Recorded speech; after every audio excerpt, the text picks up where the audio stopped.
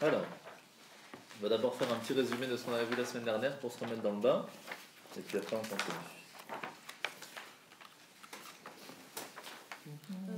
On va prendre la page 9.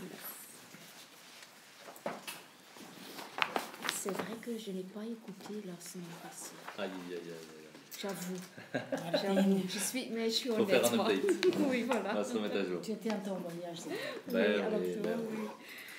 Peut-être Alors. pas. Mais j'ai fait beaucoup de prières, hein, par contre. Alors c'est bon. Voilà, donc je suis pas venue.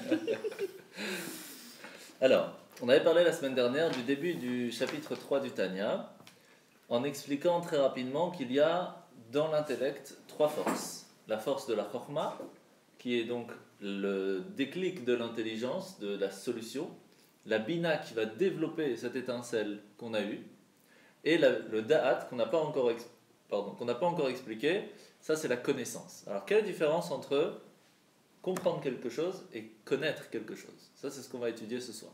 Qu'est-ce que c'est d'abord la Chokhmah et la Bina? On a expliqué que la Chokhmah c'est, quand on prend le nom d'Hachem par exemple, Yud, Ke, Vav, Ke, le Yud et le He. Le Yud, c'est juste une toute petite chose, c'est le point qui amène à la solution, à arriver à amener quelque chose, mais il n'est pas développé encore. L'idée est là, mais elle n'est pas développée. On a l'intention de faire un projet, alors on dit le projet c'est de faire ça, ça c'est la Chokhmah, on a trouvé le bon projet. Maintenant il faut le développer, il faut le mettre sur papier, il faut le mettre en action, il faut voir qu'est-ce qu'on va faire, comment on va amener, etc. Ça c'est le développement. En règle générale, il y a plus de facilité chez l'homme de trouver le point et plus de facilité chez la femme de développer le projet. Ça ne veut pas dire que la femme ne peut pas trouver la solution, elle peut aussi, mais elle a plus de facilité dans le développement. On le voit même à la maison.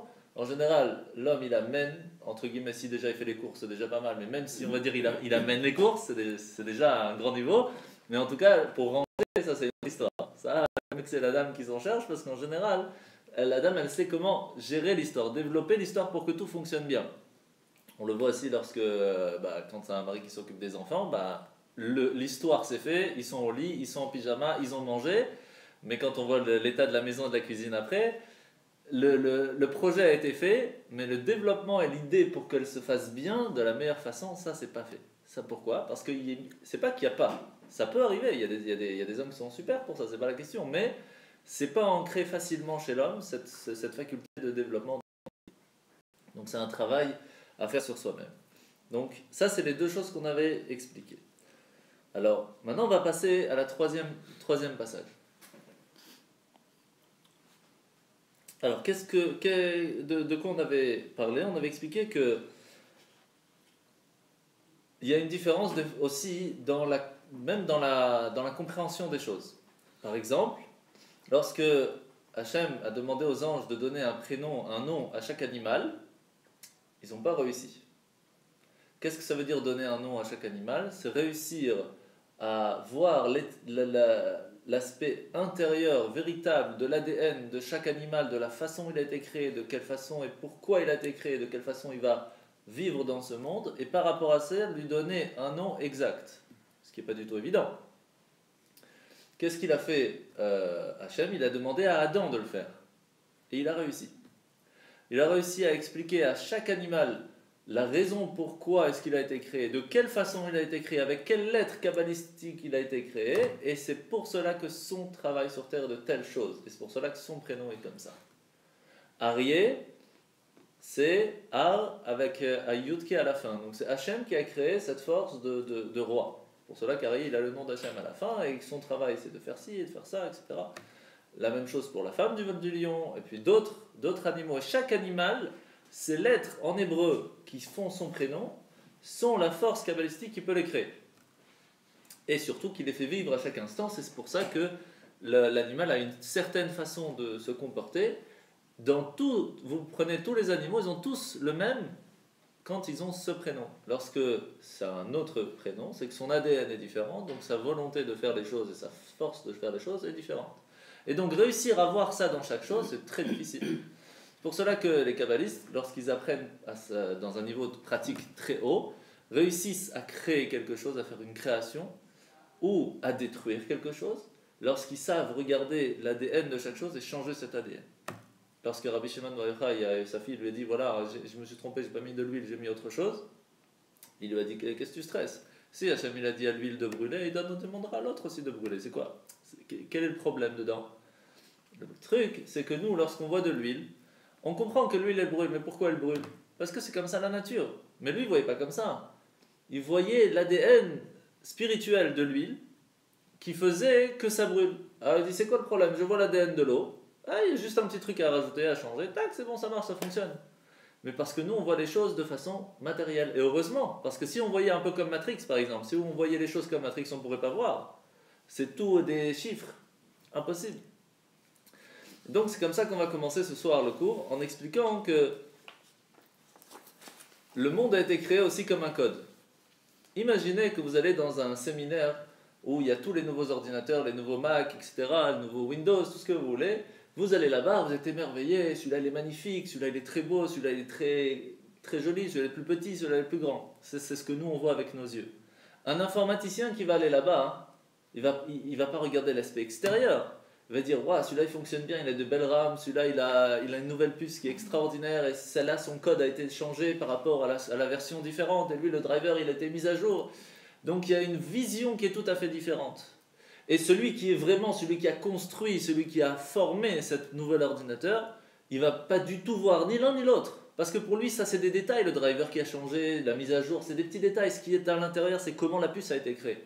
D'où elle vient, comment est-ce qu'on a, quelle partie de fer, d'aluminium il a pu mélanger pour que ça fasse cette puce. Donc on voit que sur la même chose, on a des visions différentes. Qu'est-ce qui se passe? Nous, en tant qu'extérieur, on arrive et qu'on dit on veut casser l'ordinateur. Comment on fait? On prend un marteau, on casse. Sauf que l'ordinateur fonctionne quand même. Sauf qu'on ne peut pas voir comment il fonctionne. Si quelqu'un qui est informaticien, qui s'y connaît un peu plus, qu'est-ce qu'il va faire? Il va envoyer un virus. Qu'est-ce qui se passe? Il va réussir à faire que le programme, le software, ait un problème. Mais celui qui est intelligent, qu'est-ce qu'il va faire? Il fait reset, il enlève tout, il remet un autre software, un autre Windows. Ça fonctionne. Pourquoi? Parce que l'intérieur même de la puce est toujours fonctionnel. Par contre, celui qui a créé la puce, qui sait à quel endroit appuyer ne serait-ce qu'une toute petite chose, ça c'est foutu. Là, il n'y a plus rien. Comment ça se fait? Parce qu'il ne va pas voir ni l'extérieur ni l'intérieur, mais la façon, le etzem, l'intérieur même, la chose elle-même. Ce qui fait que lorsqu'on a l'étincelle de compréhension de quelque chose, on n'a touché que l'extérieur. Waouh, c'est magnifique, on a trouvé l'explication. Mais on ne sait pas véritablement ce que c'est. On l'a vu, on ne l'a pas comprise. La compréhension, c'est quoi? C'est lorsque j'ai réussi à comprendre comment ça fonctionne, c'est tel software qui fait que, c'est pour cela que, en donnant des explications dessus. Par exemple, donne une idée. Pourquoi on met 2 chalotes à Shabbat? Vous avez une idée? Ah, donc hein. Pourquoi? Il y a plusieurs raisons. Premièrement, la même chose. Pardon?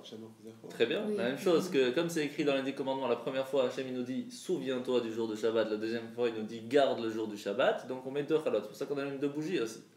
Mais les chalotes, il y a une raison spécifique aussi. Pourquoi? Parce que les chalotes nous rappellent le pain de la manne. Bravo.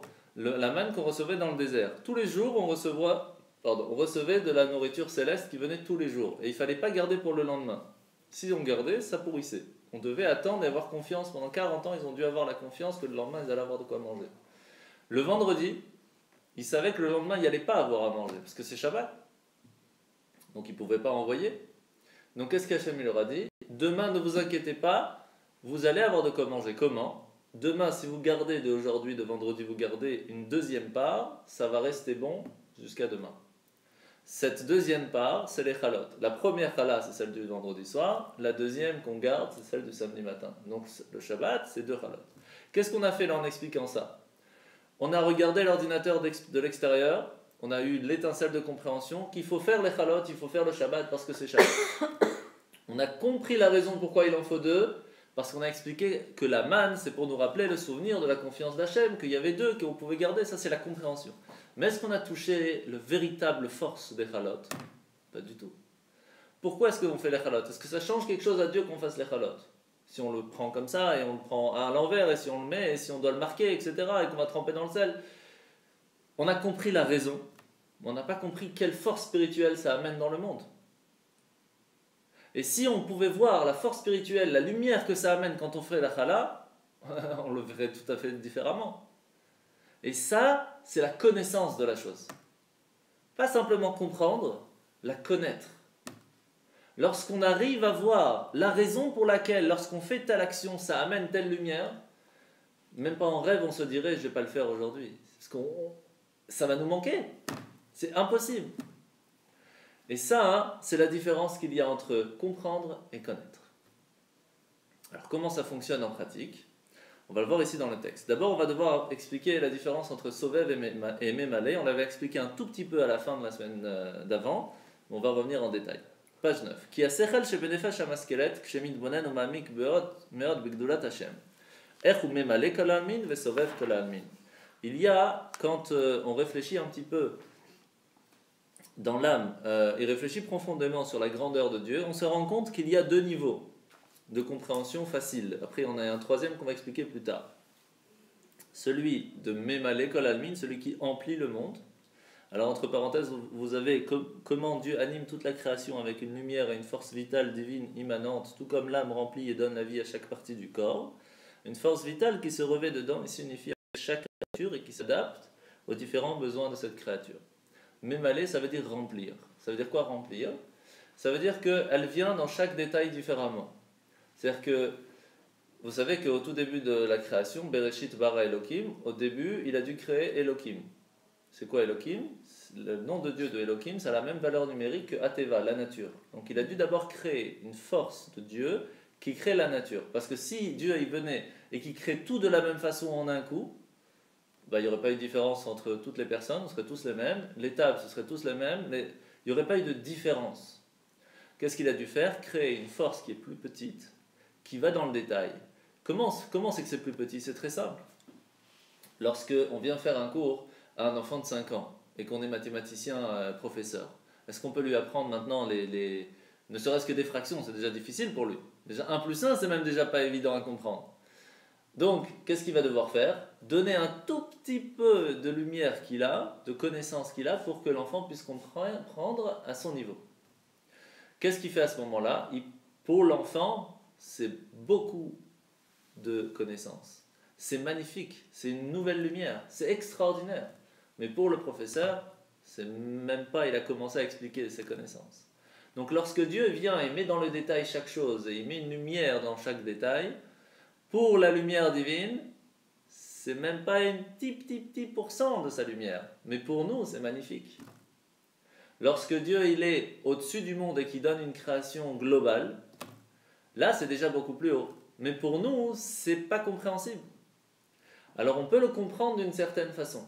Par exemple, le corps, comment il fonctionne? Il y a le sang qui fait vivre chaque membre de la même façon. Et pourtant, l'intellect, le cerveau, fait donner une vie différente à chaque membre. Parce que le sang fait que ça vit. Il n'y a pas de différence comment le pied il vit, comment la main elle vit ou comment les yeux ils vivent. Mais par contre, il y a une différence que l'œil il va voir, le pied il va marcher, la main elle va bouger.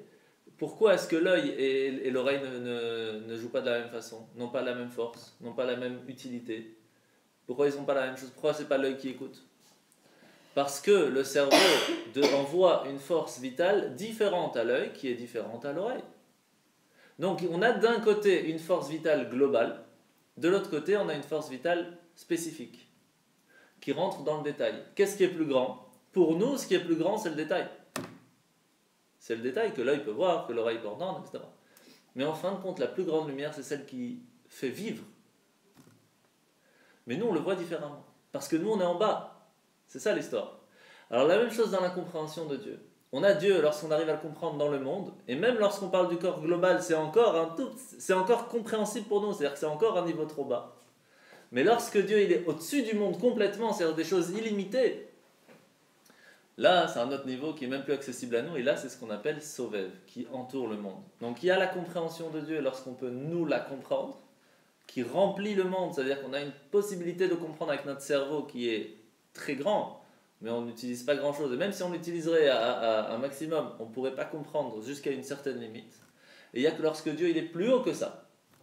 Et là, c'est Sovev, c'est autour du monde, c'est trop haut pour nous.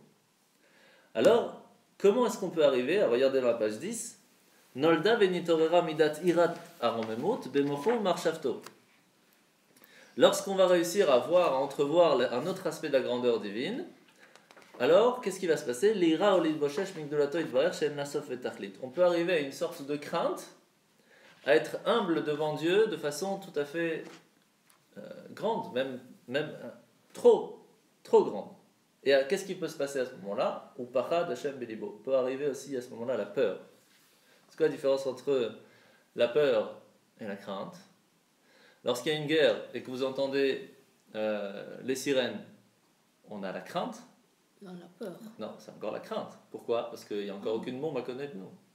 On craint. C'est une sorte de peur, mais c'est encore que la crainte, parce qu'on sait que ça peut arriver, mais c'est pas là. Par contre, lorsqu'on entend à la seconde boum et qu'on sait que c'était à 2 minutes, là on a peur. Là on a très peur. C'est quoi la différence? La crainte c'est quand c'est loin, la peur c'est quand c'est proche. Lorsqu'on arrive à un niveau qu'on craint Dieu, c'est-à-dire que pour nous Dieu il est encore loin, il est là-haut, et il nous regarde, et on sait que chaque fois qu'on fait une action, il nous regarde et il note tout. Mais ça reste loin. Dieu est loin, il nous regarde, il nous entend, mais il est loin. Ça c'est la crainte. Celui qui vit avec la peur de Dieu, pour lui c'est comme s'il est à côté de moi à chaque instant. Ça c'est un autre niveau. Rien à voir. Parce qu'à ce moment-là, en même temps, on peut se poser la question, est-ce qu'on va faire bien, on va pas faire bien? C'est pas la même chose.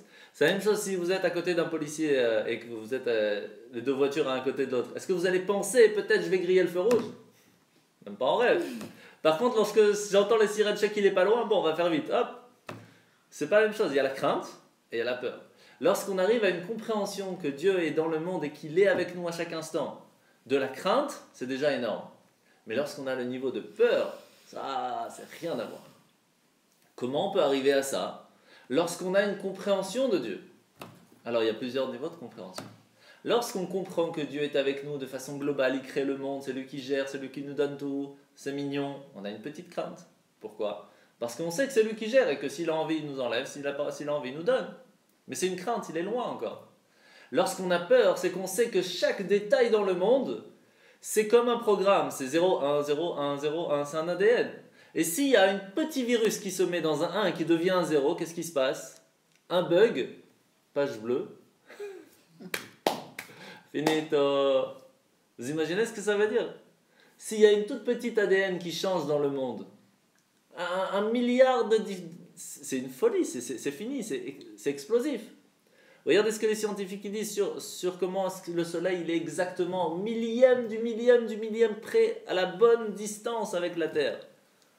Il faut un millimètre de plus, tout crame. 1 millimètre de moins, c'est la glace. C'est quoi 1 millimètre? C'est rien. Lorsqu'on arrive à comprendre que lorsqu'Hachem il crée le monde, il peut à chaque instant enlever un 0 ou mettre un 1 à la place, et tout ça à cause de qui? Parce que nous on aurait fait bien ou pas bien, et qu'on vit avec ça à chaque instant, c'est fini. C'est tout à fait autre chose. Ça peut même faire peur, on peut même ne plus arriver à vivre. C'est pour cela qu'il y a plusieurs façons de travailler Hachem.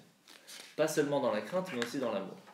Et aussi, faire attention, c'est ce qu'on va dire tout de suite. Regardez dans la page 11. L'Egdolat ensof baruchu vehi klot hanefesh.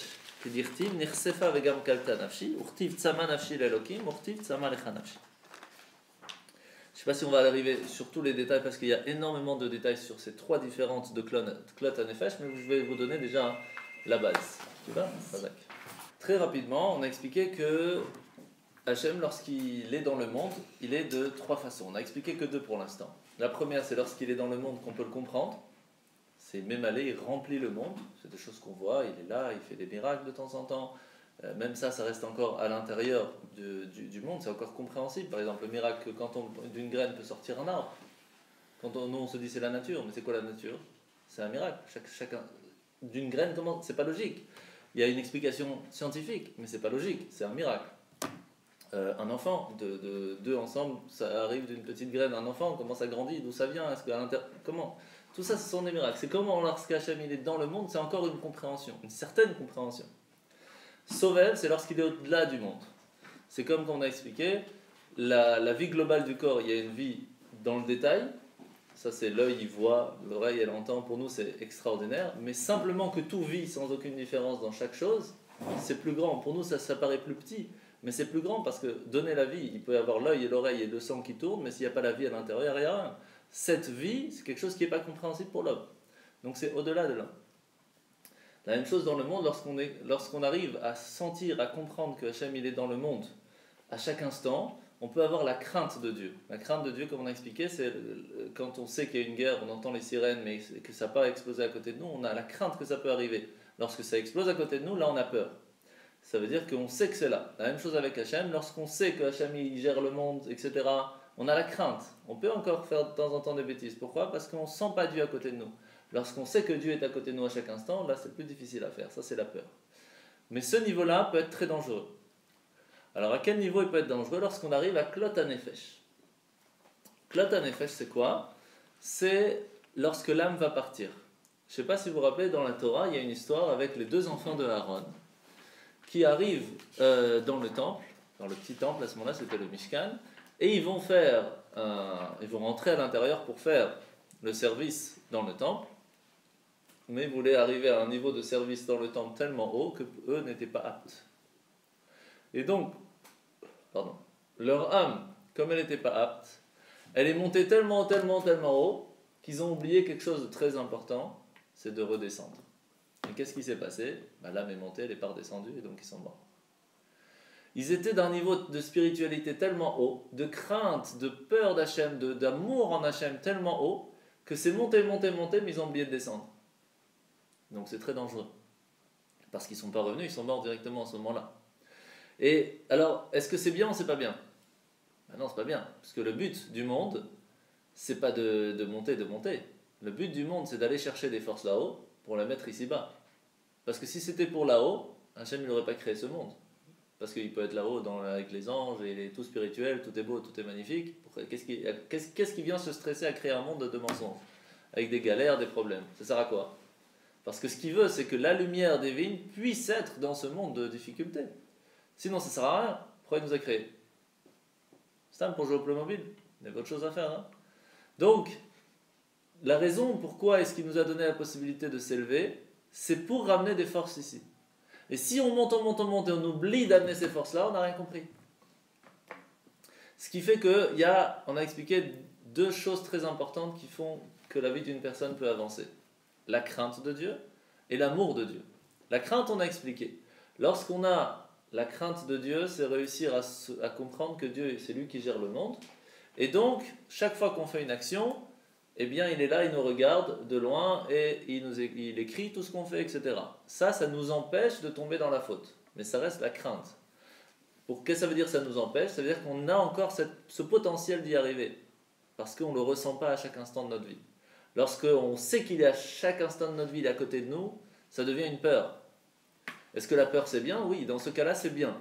Pourquoi? Parce qu'à ce moment-là, jamais on va fauter. C'est pas possible. Si vous êtes à côté d'un policier, comme j'expliquais à un feu rouge, vous n'allez pas griller le feu rouge. Là, c'est la même chose. Pourtant, lorsqu'on arrive à une crainte tellement haute, on peut arriver malheureusement à un niveau qui est trop grave. Tellement la personne va avoir peur qu'il n'arrive plus à vivre. Et là, c'est problématique. On raconte l'histoire d'un monsieur qui faisait beaucoup de bonnes actions. Un jour, il a demandé, son rabbi lui a dit, qu'est-ce que tu veux comme récompense? Après tout ce que tu as fait, il lui a dit, je voudrais ressentir le Shabbat comme le Rav. Pouvoir ressentir Shabbat comme le rabbi. Il a dit, ok. Qu'est-ce qui s'est passé? Il est sorti du bureau, il a commencé à courir après Shabbat, et vas-y, il faut préparer, il faut acheter là, nanana. Pendant 6 jours, il cherche, vendredi arrive, il s'évanouit. Jusqu'à la fin du Shabbat, il se réveille. Comme ça, des semaines. Il prépare, arrive Shabbat, vendredi sort, tac, il s'évanouit, samedi soir il sort, hop, il faut préparer le Shabbat prochain. Qu'est-ce qui s'est passé? Alors Rabbi lui a expliqué, étant donné que ton corps, ton esprit n'est pas apte à ressentir le Shabbat comme il est véritablement, ton corps ne supporte pas. Alors pendant la semaine que c'est pas encore Shabbat, tu peux t'y préparer, mais comme ton esprit n'est pas apte à recevoir ce niveau-là, tu t'évanouis, le corps n'est pas apte. Et qu'est-ce qu'il lui a dit? Il a dit, on ne peut pas enlever une bracha. Donc maintenant tu vas rester à côté de moi, tu vas étudier avec moi, je vais t'amener au niveau de spiritualité pour que tu puisses profiter du Shabbat. Et c'est ce qui s'est passé. Réussir à voir véritablement le niveau de chaque chose, c'est presque impossible. C'est possible, mais c'est très difficile. lorsqu'on arrive à ressentir qu'en mettant les tefilines, on amène une lumière tellement forte que si on ne les met pas, c'est même pas pensable. Ça, c'est quand? Lorsqu'on n'a pas seulement compris que les tefilines, c'est important, pas seulement qu'on a compris les raisons pourquoi on doit mettre les tefilines, mais lorsqu'on a vu carrément la force que ça amène, lorsqu'on a la connaissance de la lumière que ça amène.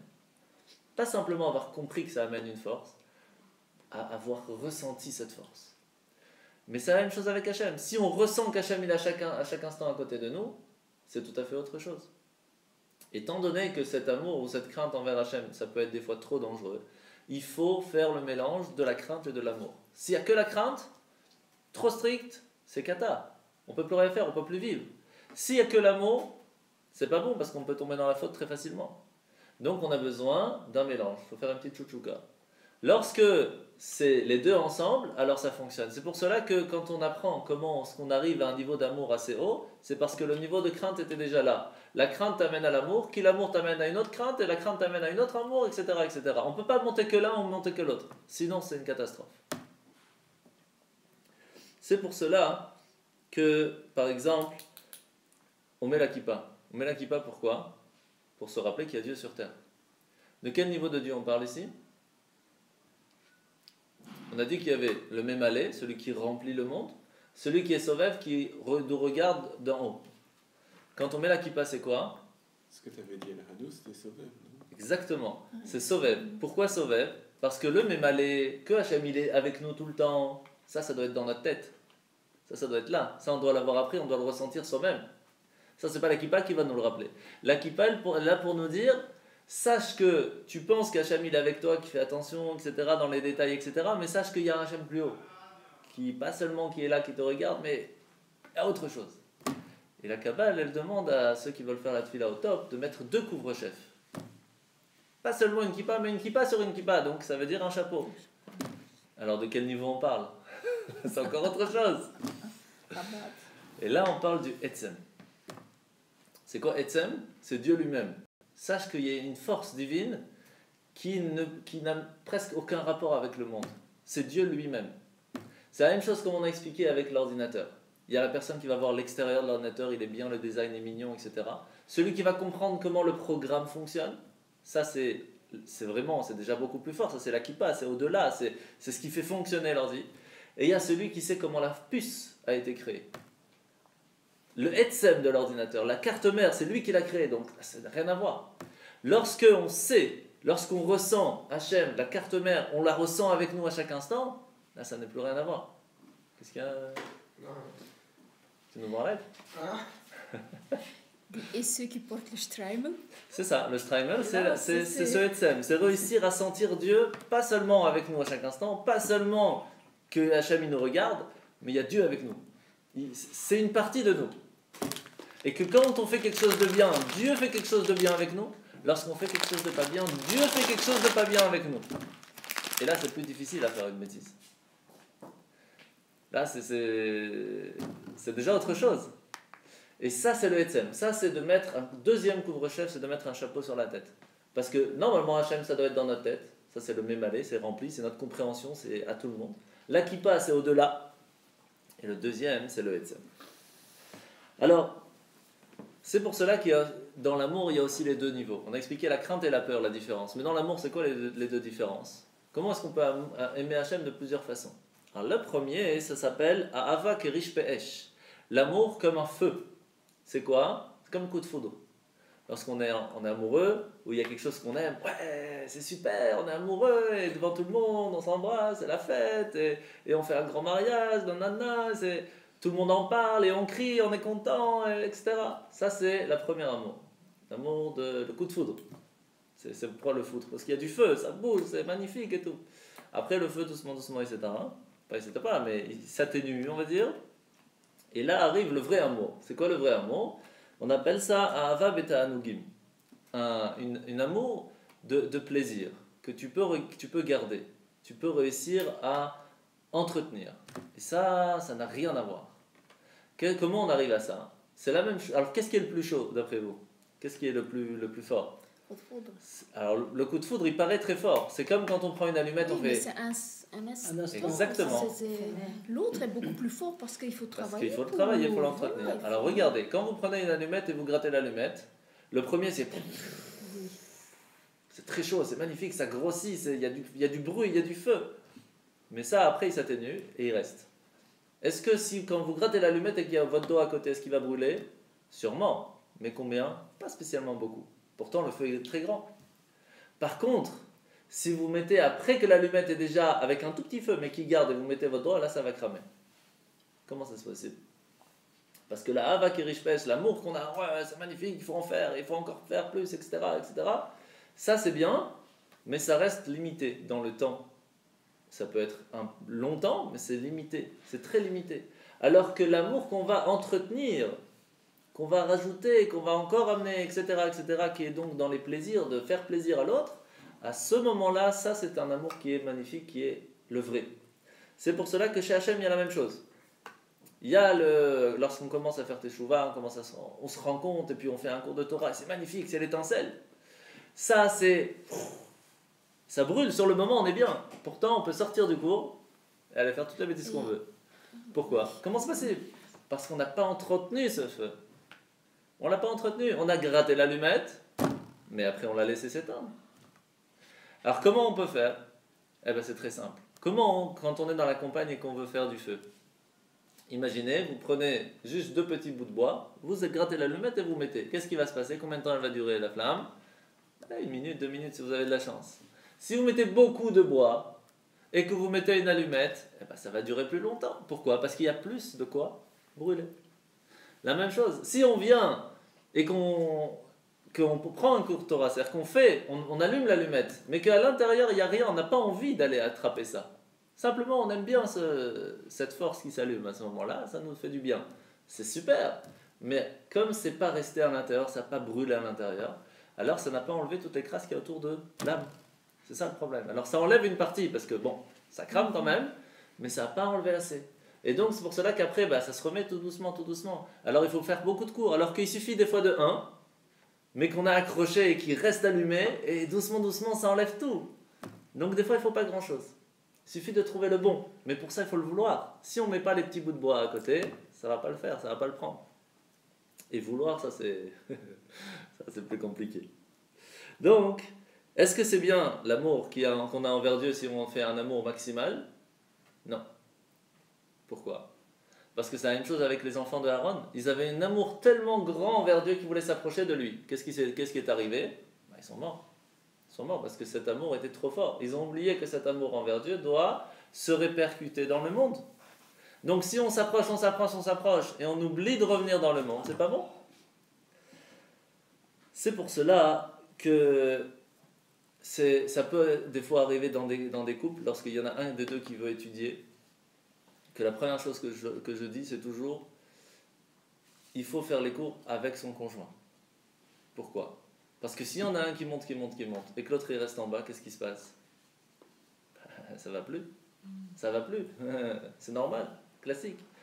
C'est pour cela qu'il faut absolument évoluer ensemble. Alors ça, on peut d'un côté apprendre, après ne pas le faire spécialement, ou laisser le temps à l'autre.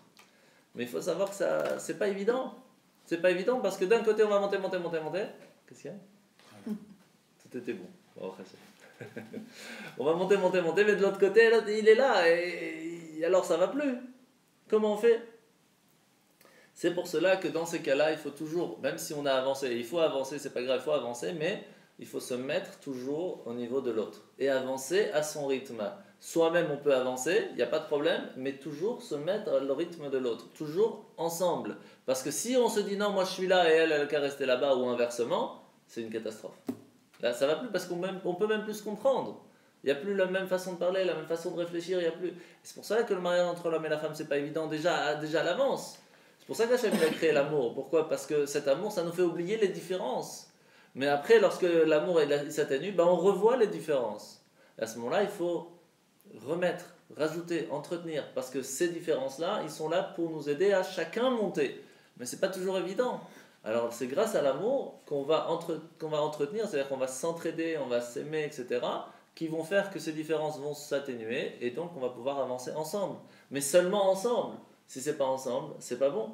Lorsqu'on va aller trop loin, c'est pas bon. C'est pour cela que même lorsqu'on fait un cours et qu'on monte très très haut, il faut pas oublier de redescendre et d'amener ses connaissances et ses volontés et ses bonnes décisions au niveau de son conjoint.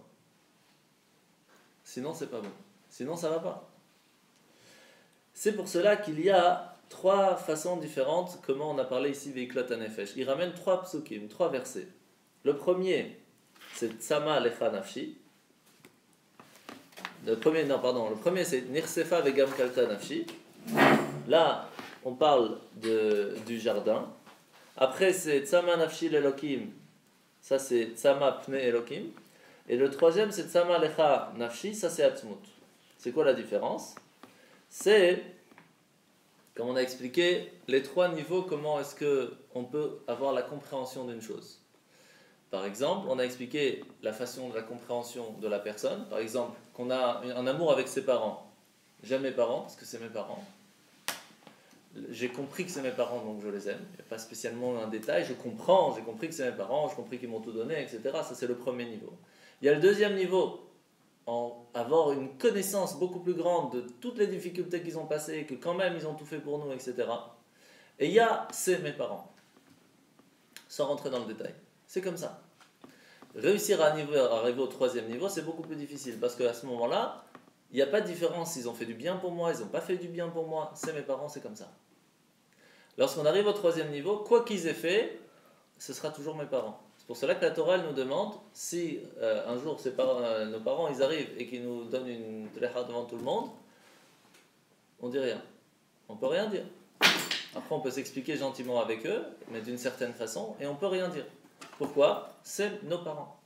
Mais arriver à avoir une compréhension de ça à 100%, aujourd'hui, c'est encore pire, c'est presque impossible, c'est très rare aujourd'hui. Pourtant, avant, c'était comme ça. Mais ça a évolué, les choses ont évolué, pas de la bonne façon par rapport à ça. Mais arriver à un niveau comme ça, c'est pas évident. Donc, l'amour qu'on doit avoir, elle doit être des 4 éléments. Par exemple, le feu, c'est quoi? Lorsqu'on a un amour vers Hachem, c'est quoi le feu?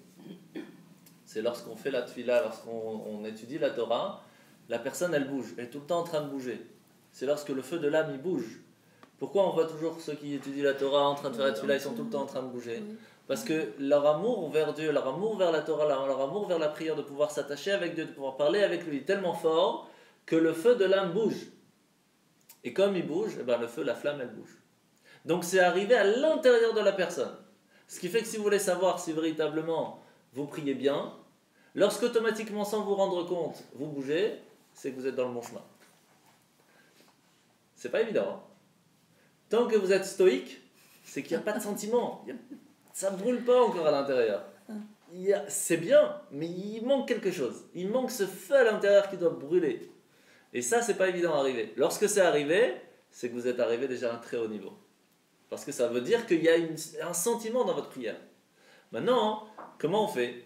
Vous pouvez voir des gens qui font semblant comme ça, qui bougent, qui vous font des cris et tout, et pourtant il n'y a rien derrière. Ils sont en train de répéter leurs pixels qu'ils ont lu derrière. Donc il n'y a rien à voir. Mais parce que, en faisant semblant, on peut arriver à réussir. Mais ce n'est pas toujours évident. Mais si on n'a pas l'habitude de le faire, alors c'est aussi pas suffisant à y arriver. Donc il faut un petit peu des deux. Il faut un petit peu l'extérieur et il faut un petit peu l'intérieur. C'est pour ça qu'on a besoin de mettre la kippa. Pourquoi? On a besoin de l'intérieur, de la compréhension que Dieu est avec nous, mais on a besoin qu'on se le rappelle. C'est pour cela qu'on met la kippa. On a besoin de nous le rappeler. On a besoin de se rappeler que Dieu il nous entoure. La même chose dans la prière. On a besoin d'un côté de se forcer un petit peu au début à bouger un petit peu pour faire démarrer la flamme. Mais de l'autre côté, il ne faut pas que ce soit nous qu'on bouge.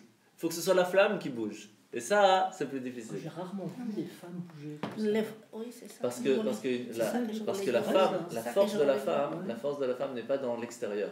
Ouais. C'est dans l'intérieur. On voit toujours les Elle hommes bouge bouger déjà comme ça. pas mal à la maison. Ouais, ça Rester y a pas de assis problème. immobile pendant toute la journée, c'est plus facile. Ça, c'est pas facile. Tu commences pas à Ça, c'est bouger un 100%. peu.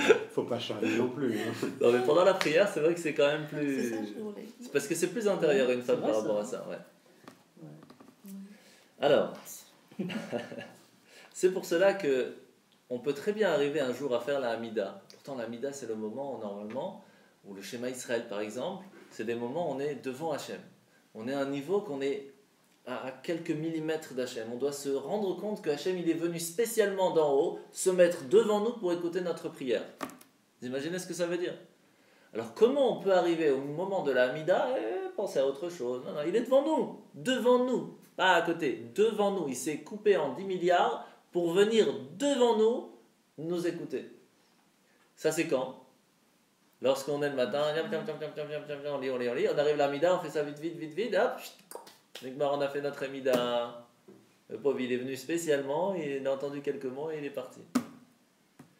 Comment on peut arriver à ça? Parce que qu'est-ce qu'on a fait avant la Hamida? Qu'est-ce qu'on a fait? On n'a pas gratté l'allumette. On a pris la boîte d'allumettes, on a sorti l'allumette, on a fait toutes les bénédictions avant. On arrive devant, et puis lorsqu'on fait schéma, on fait comme ça. Donc, vite, on a fait comme ça avec l'allumette, ça marche pas. Hop, non. Non. L'amida, ça marche pas. Comment on gratte? Faut appuyer, il faut mettre un coup, faut y mettre du cœur, sinon ça brûle pas. Et même, lorsqu'on a réussi de temps en temps à allumer, on a quand même pensé à un petit moment dans le schéma, on s'est dit, allez, tu sais quoi, on va faire schéma bien, on va faire au moins la première partie et tout. On a allumé, on a une bonne impression, on a senti qu'on a fait le schéma comme il faut. Après l'allumette, on la laisse tout droit. On bouge pas. Qu'est-ce qui se passe? Alors que si on fait la Hamida et on la met, on essaye de trouver, on veut accrocher, non, reste allumé. Je veux être allumé. Alors on a fait comme ça, non. Et là ça brûle, ça crame, ça truc, ça prend. C'est tout, c'est pas plus compliqué. Si on veut que le feu prenne, on peut. Mais ça dépend comment on le fait. Si on arrive, on fait tac, c'est bon, on a mis pas trop là, t'as fait clac, après ça s'est éteint. Et c'est normal, on n'a pas demandé plus, t'auras pas plus. Mais si on veut que le feu il brûle et qu'on sente qu'on est avec Hachem et qu'on vive la prière, alors il y a toute une préparation. On va prendre un café, on fait un petit mot de Torah. C'est pour ça que samedi matin, depuis qu'on fait les petits mots de Torah avant la tefila, rien à voir la prière, rien à voir. Et après on commence gentiment la tefila, et puis on chante, et puis il y a un sentiment, tout le monde chante ensemble. Rien à voir. Ça n'a rien à voir. Pourquoi? Parce que pas seulement on gratte l'allumette, mais on essaye de l'accrocher, on chante tous ensemble, on est ensemble, on vit ensemble, on prie ensemble. À ce moment-là, ça n'a plus rien à voir. C'est pas seulement une prière, c'est une sorte de connexion avec Dieu. Et quand on le ressent comme ça, alors ça crame. Alors là, ça brûle. Là, ça prend. Et c'est pour cela qu'on ressent plus la prière lorsqu'il y a un petit moment de Torah avant. Un moment de réflexion, on se dit à qui on va parler maintenant. Il faut qu'il y ait quelque chose. Il n'a pas bougé, il n'y a pas de feu, c'est du faux. C'était la guerre froide. C'était la guerre froide, c'était froid, mais il n'y a pas de problème. Alors maintenant, de l'autre côté, est-ce que c'est bien de brûler tout à fait? Non. La preuve, parce que c'est quoi le feu? C'est l'amour, c'est la chaleur. Ça vient d'où? Du sentiment. Quand est-ce qu'il y a le sentiment? Lorsqu'il y a la compréhension de quelque chose. Pourquoi j'ai envie de manger une glace? Parce que je comprends que c'est bon, donc mon cœur m'a dit mange. Si je ne comprends pas que c'est bon, je vais voir la glace, ça ne me dit rien. Regardez quelqu'un qui n'aime pas spécialement la glace, parce que son cerveau lui dit non, c'est pas spécialement bon, il ne va pas courir derrière. Un enfant qui va kiffer, il va comprendre pour lui que c'est bon. Il va sauter, il va crier, il va pleurer même, s'il n'en a pas. Il y a un feu. La force du cerveau, c'est de mettre l'eau froide. Lorsque le sentiment est trop fort, il faut pouvoir atténuer ce sentiment. Et même dans l'amour envers Dieu, de temps en temps, il faut y aller doucement. Parce que lorsqu'on veut trop faire, on n'arrive plus à rien faire. Il faut y aller step by step. C'est pour cela que le cerveau vient aussi de temps en temps nous dire « calme-toi, ça, c'est pas encore ton moment. Léat, fais ça pour l'instant, et puis tu avances, et puis doucement. Et c'est en avançant gentiment, grâce au cerveau qui va bloquer un petit peu plus le sentiment du cœur, qu'on va pouvoir avancer chacun à son niveau et arriver en fin de compte là où il faut arriver. Alors, c'est quoi Da'at en fin de compte? On a expliqué la compréhension, on a expliqué l'étincelle et le développement. Mais la connaissance, alors c'est quoi? La première fois dans la Torah on parle de la connaissance, c'est quand? Avec l'arbre de la vie, Adam et Ève. L'arbre de la connaissance. À quel moment juste après on en parle encore une fois? lorsque Adam et Ève vont avoir une relation, ils vont faire un enfant. À ce moment-là, on ne dit pas Adam et Ève vont ensemble, on dit ils se sont connus. La connaissance, c'est la relation des deux choses. Et qui crée une troisième chose, qui crée un enfant. Donc, c'est la connexion de la compréhension avec le corps qui fait la connaissance. Pourquoi très souvent vous pouvez entendre des gens qui disent ouais mais ces religieux ils font plein de bêtises. C'est très très très classique. Pourquoi? Parce qu'ils ont plein de connaissances, mais ça n'a pas touché le cœur, ça n'a pas touché le corps. Il n'y a aucune différence dans leur façon de vivre. Ils connaissent plein de choses, mais ils ne vivent pas avec ces connaissances. Qu'est-ce qui se passe? Il y a l'étincelle de compréhension, il y a la compréhension et même le développement, ils peuvent vous expliquer tous les trucs que vous voulez, même la Kabbalah, même si vous voulez. Mais dans la vie de tous les jours, ça ne les touche pas. Ils ne vivent pas avec. Si ça ne vit pas avec, c'est qu'il n'y a pas la connaissance. Il n'y a rien qui les a touchés. Et ça, c'est ce qui fait la différence entre une personne que vous pouvez dire c'est une personne qui connaît et une personne qui vit. Ce qui n'a rien à voir. Pour ça, je vais vous raconter une petite histoire que le Rav Michal Taïeb il aime bien raconter lorsqu'il explique le chapitre 3 du Tanya. Il y avait une fois une personne qui vient poser la question à Reb Zouché, c'est un grand rabbi, qui lui dit voilà, dans le Talmud, Ravuna il nous pose une question. Il nous dit est-ce que le Aaron HaKodesh, le Sefer Torah, peut être compté pour le minyan? C'est-à-dire que si on est 9 et qu'on sort un Sefer Torah, est-ce que le Sefer Torah peut être une 10e personne? C'est une bonne question, parce que ça reste quand même le Sefer Torah. Et donc il pose la question, et oui et non, les discussions c'est la Gemara, donc c'est oui et non, il explique, chacun donne son avis, et en fin de compte, qu'est-ce qu'on dit? Non, le Sefer Torah n'est pas une personne, donc il ne peut pas compter dans le minyan. Sur ça, il pose la question. La personne pose la question à Reb Zouché. C'est logique que le Sefer Torah c'est pas une personne. Comment on peut penser même qu'un Sefer Torah peut compter dans le minyan? C'est pas logique. Alors écoutez la réponse, vous allez voir comment c'est extraordinaire. Il lui dit, il peut y avoir une personne qui est comme une armoire avec un Sefer Torah à l'intérieur. Il peut y avoir une personne qui a toutes les connaissances de la Torah dans sa tête, mais qu'en fin de compte, c'est pas une personne. Il vit pas. Aucune vie. Il reste stoïque. Il n'y a rien de ce qu'il a appris qui le fait changer. Est-ce que cette personne peut être comptée dans la minyan? Ça, c'est la question. On est mal barré.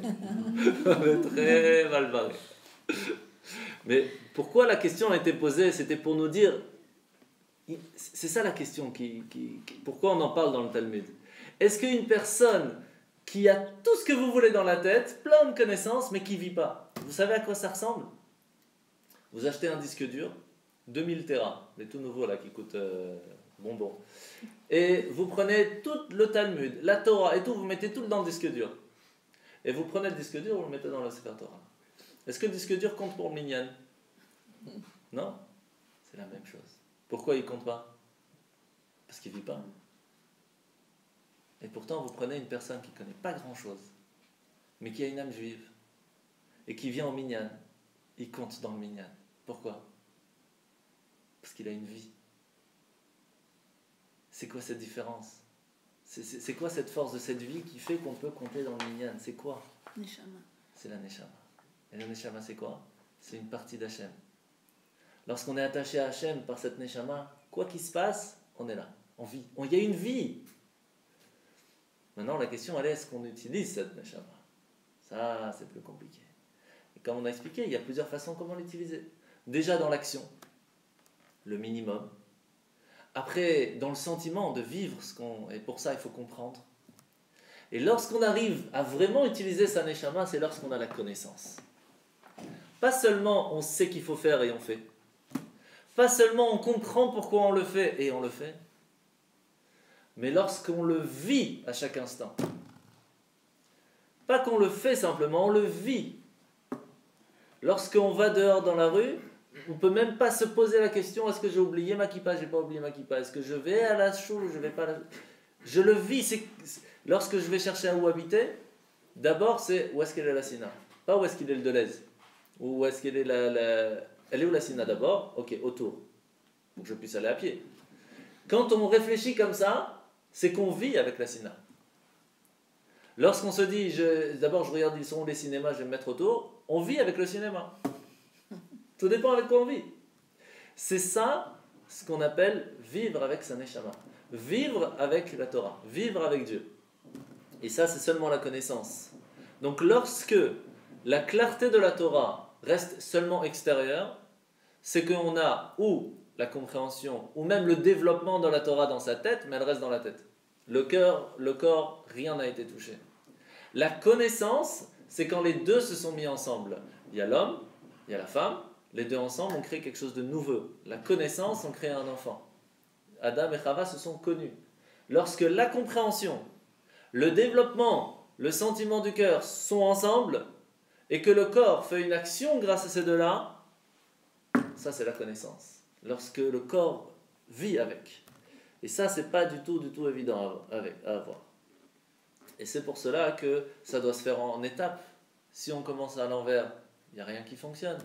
C'est pour cela que c'est la même chose dans le mariage. Le mariage, c'est d'abord de la chorma. D'abord, on se rencontre, on regarde, on réfléchit, on essaye de comprendre. Après, on développe. Ça, c'est la bina. Et après, la connaissance, c'est le jour du mariage. Si on fait à l'inverse, on fait d'abord la connaissance. D'abord, on se connaît, on va ensemble, c'est la fête, nanana. Et qu'après, on essaye de comprendre et de développer si ça va, c'est une catastrophe. Comment c'est pas logique. On conclut avant de Ben oui, développer. c'est pas logique. C'est pas du tout logique. Et pourtant, c'est exactement ce qui se passe tous les jours. Mais c'est pas logique. On vient de l'expliquer, c'est pas logique. Et pourtant, c'est comme ça. Alors, comment? C'est pour cela que lorsque d'abord, on va la chorma, c'est-à-dire qu'on va réfléchir, on se dit voilà, il y a une possibilité. Ok, on va développer la possibilité. Il y a une possibilité de quoi? De créer quelque chose ensemble, d'avoir des enfants ensemble. Est-ce qu'il y a un amour? Est-ce qu'il y a un plaisir? Est-ce qu'il y a une volonté? Est-ce qu'il y a une façon de parler? Est-ce qu'on peut rire ensemble? Et doucement, on développe tous ces détails. Lorsque tout est développé, tout entre guillemets, parce qu'il n'y a jamais tout, hein, mais les chaussettes, ils resteront toujours par terre, cherchez pas. Mais par contre, lorsqu'on a réussi à développer la base, qu'on veut créer quelque chose, alors on va après se connaître. Ça, c'est l'amour, c'est se connaître. Gratter le coup de foudre, c'est facile. Tout le monde peut avoir le coup de foudre. Mais si du coup de foudre on allume et hop, là il n'y a plus d'allumette, c'est fini. Pourquoi l'allumette part très vite lorsqu'on utilise le coup de foudre pour brûler? Ben parce qu'on n'a pas préparé le terrain, on n'a pas mis de bout de bois, on n'a rien mis. On rencontre quelqu'un, coup de foudre, hop, on fait gratter l'allumette jusqu'à la fin, après il n'y a plus d'allumette. Fini. C'est normal que le divorce arrive très vite. Mais lorsque d'abord on va chercher, on prépare, on met les petits bouts de bois, après on développe, on en met encore plein. On veut créer quelque chose, on veut qu'il y ait un vrai feu, et qu'après on gratte l'allumette. On allume, et là il y a un feu qui brûle, qui est là. Alors après, c'est sûr qu'il faut entretenir, il ne faut pas rêver, hein. Après c'est sûr qu'il faut entretenir, mais on a préparé le terrain. Ça n'a plus rien à voir. C'est pour cela que c'est ça la force de date, de la connaissance. On peut avoir la connaissance, on peut l'apprendre bien avant, mais c'est dommage, parce que c'est griller des étapes.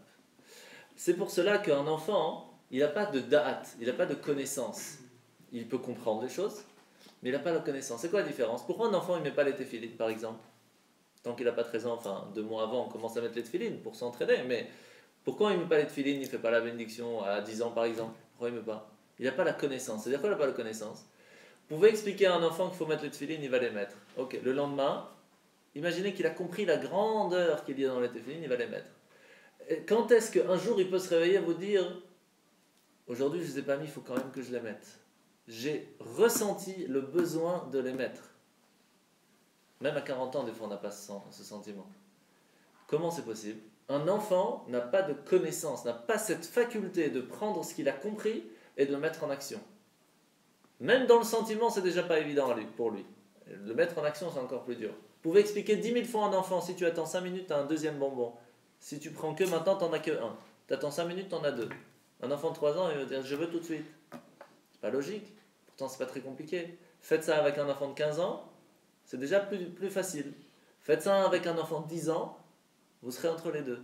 À 13 ans, pour un garçon, 12 ans pour une fille, qui est donc plus mûr, plus facilement pour une fille, il a reçu cette force de connaissance, de mettre le lien entre la compréhension de quelque chose, le sentiment de chose, et de le mettre ensemble pour créer quelque chose de nouveau. Pour que son corps, son cœur, vive la chose. Et ça, c'est pour cela que c'est ce qu'on appelle la bar mitzvah et la bat mitzvah. On peut prendre à ce moment-là les responsabilités de faire les choses parce qu'il peut réussir à comprendre les choses. Attention, il peut. Pendant 13 ans, le petit, qu'est-ce qu'il a ? Tout ce qu'on lui a fait faire, c'est parce qu'entre guillemets, on l'a un petit peu obligé, ou alors c'était la carotte, tu as un bonbon. Donc il n'a jamais véritablement ressenti. Alors de temps en temps, on a de la chance, à force de lui donner, il ressent le besoin de faire la bénédiction, il ressent le besoin de faire Shabbat, et il n'est pas content quand il n'y a pas des invités à la maison. Tout ça, c'est magnifique. Pourquoi c'est magnifique ? Parce qu'on a réussi à lui faire. Mais qui sait ? C'est pas lui qui l'a fait. C'est nous qu'on lui fait. Et croire qu'on peut dire à ses enfants, oui, moi je te laisse le choix, il n'y a pas de problème, si tu veux tu fais, si tu veux pas tu fais pas, c'est pas intelligent, c'est des enfants. Alors on dit la même chose pour l'école. Pourquoi tu ne fais pas l'école, tu dis, si tu as envie d'étudier, tu étudies, si tu n'as pas envie d'étudier, tu n'étudies pas. Ça c'est... Il y en a peut-être, je sais pas, mais c'est pas du tout intelligent. Pourquoi ? Parce que c'est un enfant. Même déjà qu'il comprenne que c'est important l'école, c'est déjà pas évident. Mais même s'il a compris, il va jamais le mettre en action, il préfère jouer. Et vous croyez qu'à 13 ans, il est différent ? Il a le potentiel de réussir à mettre. Il n'est pas encore grand. Il a le potentiel de réussir à faire que sa compréhension des choses arrive en action. Il a le potentiel. Mais c'est qui va l'aider à utiliser ce potentiel ? C'est les parents. Et si un parent il pense qu'en lui disant c'est bon, maintenant tu as le potentiel, débrouille-toi, bonne chance, si tu as envie tu fais, tu n'as pas envie tu fais pas. C'est pas intelligent. Pourquoi ? Parce qu'il vient d'arriver dans le monde. Il vient de comprendre qu'il a la possibilité de mettre en action ce qu'il a compris. Les parents, c'est encore leur job. C'est pour cela que même si on dit oui, voilà, à 13 ans, l'enfant il devient tout seul, on lui explique qu'il est grand, etc. C'est jusqu'à 20 ans, et même encore après, les parents sont derrière. Mais disons, jusqu'à 20 ans, c'est l'âge où à ce moment-là, normalement, il devrait avoir compris que ses choix sont par rapport à ce qu'il a compris. Et c'est ce qu'on voit en règle générale, même dans les études. À partir de 20 ans, les enfants commencent à grandir et se disent « C'est vrai, maintenant je suis en train d'étudier pour moi. Ni pour mes parents, ni pour avoir des bonnes notes, c'est pour moi. » Et donc, à ce moment-là, à 20 ans, il commence à se réveiller. Qu'est-ce que je vais faire plus tard ? Qu'est-ce que j'ai vraiment envie de faire ? Avant, c'est très rare qu'un enfant se réveille et qu'il a cette compréhension. Très rare. Par contre, lorsqu'il est préparé déjà depuis tout petit, qu'on lui explique que chaque action qu'il fait, c'est parce qu'il a compris quelque chose. On lui explique que chaque action qu'il fait, quand on fait le kiddush, il y a une raison, etc. Chaque âge à son niveau. Mais lorsqu'il arrive à 13 ans, il comprend l'importance de mettre les tefilines, il va tout faire pour le garder. Et quand il va rater, on va lui rappeler parce que c'est encore un enfant. Etc. Dans toutes les choses, pas que dans les films, mais en règle générale. Et ça, c'est la force de da'at, de la connaissance des choses. Pas seulement de la compréhension des choses, mais de la connaissance des choses. Et c'est pour cela que je vais vous donner une petite histoire, vous allez voir ce que ça veut dire avoir la connaissance à tout point, en tout niveau. Et ça, c'est valable pour tout le monde, même pour les plus grands. Il y avait une fois quelqu'un qui vient voir un Rosh Yeshiva, donc un grand rave, et lui dit, il y a un truc que je ne comprends pas, la Hashgacha Pratit. La Hashgacha Pratit, ça veut dire que tout ce que Hachem y fait, c'est déjà choisi, il y a une raison, et c'est pour le bien. Tout ce que Hachem y fait, c'est pour le bien. Il dit, oui, tu sais, c'est comme ça que chaque fois, quand il y a quelque chose de pas bien qui se passe, sache que peut-être ça va t'amener à ce que tu as raté le train, mais heureusement, parce que le train après, il va peut-être dérailler, ou il y a un problème, de toute façon, tu vas arriver en retard, donc au moins, tu auras gagné ton temps, etc., etc. C'est la réponse classique, parce que c'est tout à fait vrai. Mais ça s'appelle de la compréhension des choses. Ça aide, mais si la personne ne l'a pas intégré à l'intérieur, il n'y a pas eu de changement. Alors écoutez bien la fin de l'histoire. Il est en train de l'expliquer, etc., etc. Il reçoit un coup de téléphone, le Rosh Yeshiva. Monsieur le Rosh Yeshiva, sachez que vos bateaux là, qui ont amené toute votre fourniture à vendre et qu'il y avait tout votre argent qui était fixé à l'intérieur, les bateaux ont coulé. Le Rosh Yeshiva s'évanouit. Alors il est réveille, qu'est-ce qui se passe ? Je suis foutu, qu'est-ce que je vais faire ? C'est pas possible. Il dit, mais tu viens de m'expliquer que tout ce qu'Hachem fait, c'est pour le bien. Je lui dis, tu as raison. Ça, c'est la différence entre que j'ai compris, mais je n'ai pas encore la connaissance. Eh ouais. C'est pas évident du tout de réussir à intégrer à la vie de chaque instant de notre vie cette connaissance de la Torah. C'est pas impossible, mais c'est très difficile. Lorsqu'on arrive à faire ça, on a une vie tout à fait différente. Tout à fait différente. Lorsqu'on se dit aujourd'hui ça va pas marcher au boulot, ça va. Bon, Hachem, il a voulu que ça se fasse comme ça. C'est facile à dire, c'est pas facile à faire. Lorsque c'est pendant 1 mois, 2 mois, 1 an que c'est foutu, c'est encore plus difficile à faire. Mais pourquoi ça ne fonctionne pas? Il y a une raison derrière. Et le but de pourquoi est-ce que ça ne fonctionne pas, c'est pour se poser la question pourquoi ça ne fonctionne pas. Peut-être parce qu'il faut faire plus, peut-être parce qu'Hachem il attend plus de nous aujourd'hui par rapport à avant, etc. etc. Donc, c'est facile à dire, c'est pas facile à faire. C'est pour cela que le classique de dire fais ce que je te dis, fais pas ce que je fais, ça c'est très très très classique. Et ça marche des parents aux enfants. Et là, c'est là que s'il fait la différence, quand est-ce qu'un enfant il va faire ou pas. Lorsque le père ou la mère va dire à son enfant de faire et que lui-même ne fait pas, cherchez pas l'enfant, il va pas le faire. Il va apprendre à dire à son enfant de faire, mais il va pas le faire. Lorsqu'on fait et qu'on dit à son enfant de faire, il va faire. Et si on veut que l'enfant, pas seulement il va le faire parce qu'on lui a dit de faire, mais il va le faire parce qu'on veut qu'il ressente que c'est important de faire, c'est la même chose. L'enfant, c'est émettre, c'est vrai. S'il sait que lorsqu'on fait, on le fait avec un sentiment, alors il va le faire avec sentiment. Si quand il nous le voit le faire, il voit qu'on le fait parce qu'il faut le faire, il ne va pas faire mieux. Il ne faut pas rêver, hein. Il ne va pas faire mieux. C'est pour cela que si on veut que nos enfants soient meilleurs que nous, parce que c'est toujours ce qu'on recherche, eh ben, il faut s'évaluer. Et ça, c'est la connaissance.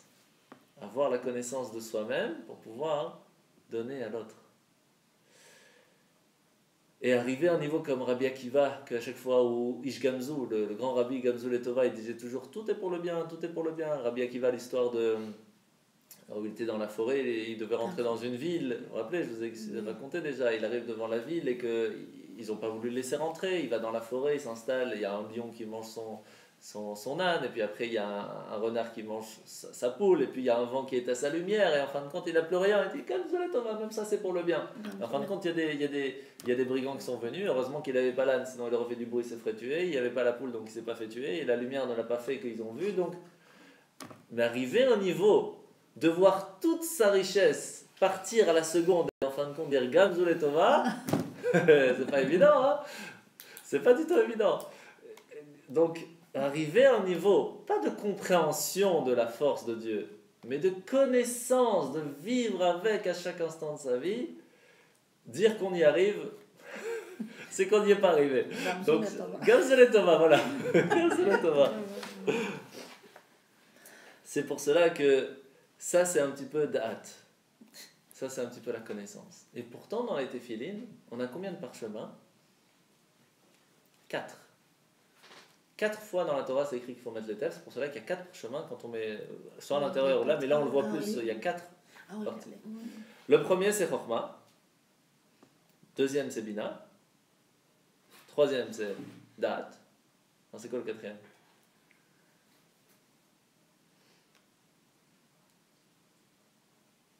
En fait, le 3 et 4 vont ensemble. Pourquoi? Parce que Da'at, la connaissance, nous amène 2 choses. Et on va finir avec ça. Nous amène 2 choses. Ahava et Ira. L'amour de Dieu et la crainte de Dieu. Lorsqu'on a réussi à réfléchir à la Torah, c'est-à-dire qu'on a étudié, après on a compris la Torah, de ça, on peut arriver à s'arrêter là. Et là, il n'y a aucun changement en nous. Ou arriver à faire que ces connaissances nous amènent 2 choses. La connaissance. La connaissance nous amène 2 choses. Lorsqu'on connaît Hachem, lorsqu'on vit avec Hachem à chaque instant, on a la crainte de Dieu et on a l'amour de Dieu. Et ça vient de la connaissance. On ne peut pas se dire, oui, à partir de maintenant, je vais craindre Dieu, je vais avoir peur et donc je vais faire toute la Torah. Si on n'a pas étudié, on ne peut pas y arriver. Ça ne vient pas tout seul. Et c'est pour cela que la connaissance d'Hachem, c'est ça qui nous amène à Ava et Ira, l'amour et la crainte. C'est pour cela que dans les téphilines, il y a 4 paires différentes. Il y en a un de Rashi, d'abord, il y a Kadesh, après Ve'aya, donc c'est les 2 premiers, ça c'est Chokhmah et Bina, ça il n'y a rien qui change, d'après tout le monde ce sera toujours la même façon. Mais après il y a Shema et Ve'aya et Mshamoa. D'après Rabbeinu Tam, on va faire l'inverse. Pourquoi? Parce que d'après un, il y a d'abord Ahava, d'abord l'amour de Dieu, et après la crainte de Dieu. Après l'autre, on commence par la crainte de Dieu, puis après l'amour de Dieu. Et d'après le troisième père, on met à l'envers. C'est l'amour de Dieu qui va t'amener à la crainte, qui va t'amener à la connaissance, etc., etc., etc. Mais arriver, pourquoi il n'y a pas tout le monde de met ces quatre? Parce qu'il faut avoir cette connaissance et cette force de vie pour arriver à un niveau comme ça. Donc qui met le premier? Qui met celui de Rashi qui est normal, classique? Tout le monde. Parce que tout le monde à l'intérieur de lui, s'il réfléchit un petit peu et qui veut vivre avec Dieu, il peut arriver à ce niveau-là. Celui qui apprend la chassidoute, c'est-à-dire qu'il va dans la Kabbale, il va chercher un petit peu plus, il va chercher dans les profondeurs de la connaissance divine, il peut arriver au niveau de Rabbeinu Tam. C'est pour ça que maintenant tous les chassidim mettent les Rabbeinu Tam, ceux qu'on tourne les deux derniers. Ceux qui veulent arriver à un niveau où on fait carrément l'inverse, etc., c'est un niveau beaucoup plus haut, ça c'est très rare. Très très rare. Il faut arriver à un niveau de vie avec Dieu qui est extraordinaire. C'est-à-dire que quand on se lève le matin, il ne se pose pas la question est-ce que je vais au mikvé ou je ne vais pas au mikvé. Le matin, c'est mikvé. Il n'y a pas de question à se poser. Mais ça veut dire que quand on achète des téphilines, il y en a parfois qui ne sont pas dans le même ordre. Oui, bien sûr. C'est pour ça que, non, en général, quand on achète des tefilines, c'est toujours le même. Si on demande un différent, alors on nous fait un différent spécialement pour nous. Ok. Ah oui, il y a 4 paires différentes, 2 très connues chez tout le monde, 2 autres qui sont Et très en général, quand tu vas au magasin et que c'est tu toujours les achètes normales, les rachis, les classiques. les classiques, voilà. Ok. Bien sûr, bien sûr. Mais parfois, si tu vas Alors, chez un grand rabbin comme ça qui te fait spécialement, ça peut être. Alors, ça dépend, il faut en discuter avec lui, ouais, bien sûr. Alors, comment savoir si c'est des classiques ou pas? Étant donné que les deux changent de place, il y a un petit fil qui sort sur celui de la tête. Quand vous prenez le filine de la tête, vous l'avez devant vous, il sort. Alors, lorsqu'il est là, les parchemins sont mis 1, 2, 3, 4. Le quatrième, donc Vayam Chamois, doit avoir le fil qui sort à côté de lui. Donc, il est tout à gauche. S'il est changé, le fil va sortir au milieu. Donc si vous voyez celui de la tête, sur la main on ne peut pas savoir. Sur celui de la tête, si vous voyez le fil au milieu, c'est que c'est une deuxième paire. C'est la deuxième paire. S'il est à droite, s'il est à gauche, c'est que c'est la paire normale. S'il est à droite, là, c'est plus spécial. Alright? Donc pour résumer, on peut avoir beaucoup de connaissances en Torah, on peut faire des milliards de cours, mais le but c'est de sortir avec quelque chose tachlis. Est-ce que ça nous a changé quelque chose dans notre vie? Est-ce que demain je vais me réveiller en se disant attention, je ne vais pas faire comme tous les jours parce que j'ai compris quelque chose de différent? Si oui, c'est qu'on n'a pas seulement compris, c'est qu'on a eu cette connaissance. Et ça, c'est la force de Da'at, c'est ce qu'on a appris ce soir.